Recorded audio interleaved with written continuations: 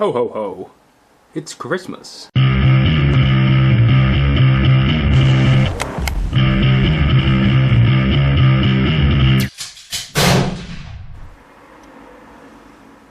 So we often get asked what the point is in refinishing stocks. If you're going to have a look across the top here, you'll notice you can see all the swell marks from the factory finish. It's kind of a hard thing to pick up in a camera. I'll get the light right for you, sorry. There we go. So we often get asked what the point is in a refinish. Because when refinishing wood. If you have a little look at this stock here, it's probably the best example I could find. Across the middle, where it's in focus, you'll notice you can see lots of tiny little swell marks. That's from the original finish. That's not great. You know, a well-finished stock should look like a piece of glass. And this particular gun actually is from a very well-known brand. It's just really in need of some love, straight out the box. Which is where we come in, you know. They're never going to spend a fortune on finishing stocks from the factory. But I thought I'd share that with you. Firstly, just how absolutely atrocious the finish is on this gun. It still has swell marks from a bloody orbital sander.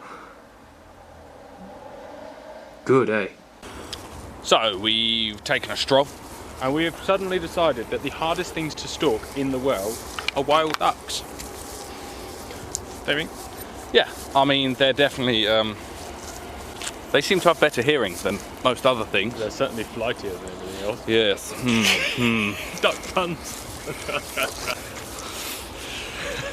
So, bad jokes aside, yes. So, someone has not been fortunate enough to shoot a teal this year, and that's him. Actually, not how to shoot ducks here anyway. No, so we're not shooting ducks. We're definitely not shooting ducks. But I'd say it was a good solid practice for all the other times we actually might go out and try at ducks, to go and at least whilst we're walking pretend that there is an opportunity to shoot them, of which there has been zero opportunity. Whereas the deer literally stood still as we were testing this shotgun. Yes, they were not They phased. just watched us 30 yards away. They were not phased at all. They seemed to be more scared of a air rifle than they were a 410. Neither of which are aimed at them, of course. Funny they were on the other side of the river, so we definitely, you know. But they weren't far away, Jesus. They were just stupid.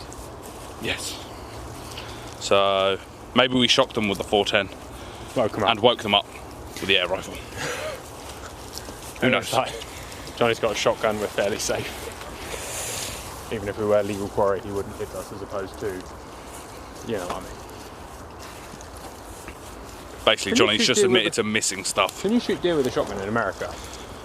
Question for viewers. Can you shoot deer with a shotgun in America? Presumably the word buckshot over there actually has genuine meaning that it's for shooting bucks with. Because you used to be able to over here up until, what, 25 years ago.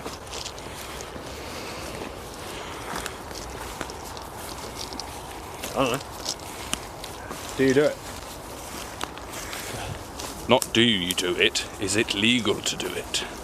There's a difference. So we're heading back to the shop.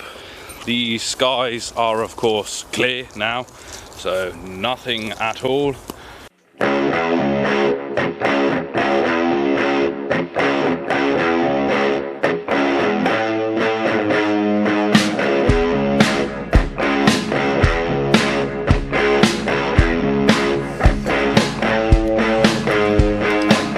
So I'm going to show you how to fix it, but this is like a word of warning, guys. If your gun doesn't get serviced, this is what happens to the inside. Look how disgustingly rusty it all is. This is just the trigger plate, or the floor plate in this case, and the trigger plate, and it is filthy.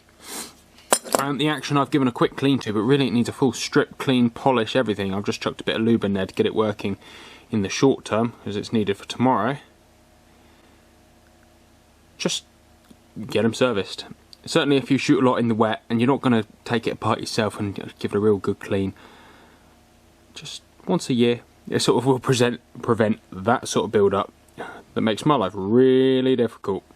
Really, really difficult. And ignore the fact that I blew it up. It's kind of really bad practice, but again, it's needed for tomorrow. It's 1 minute till the end of today, and I had exactly 5 minutes to do it. So, I say 5 minutes. I've actually done a bit more to it than that, but we won't go into that. That's boring. Boom.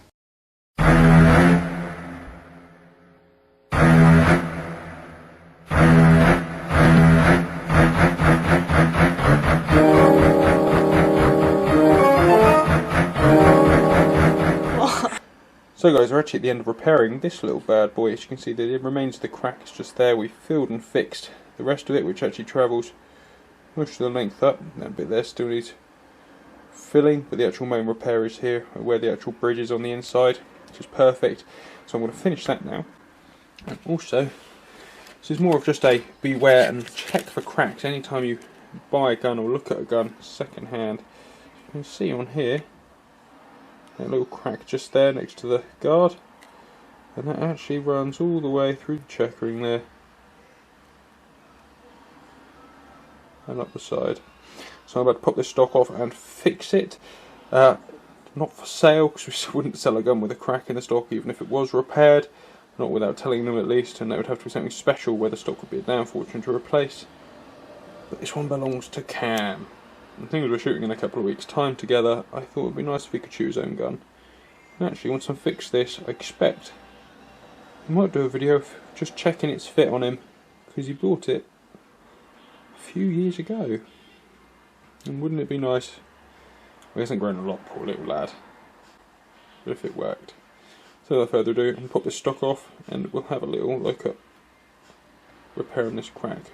Or actually, more importantly, just see the extent of it. And before I do that, I'm going to fix this fore-end piece.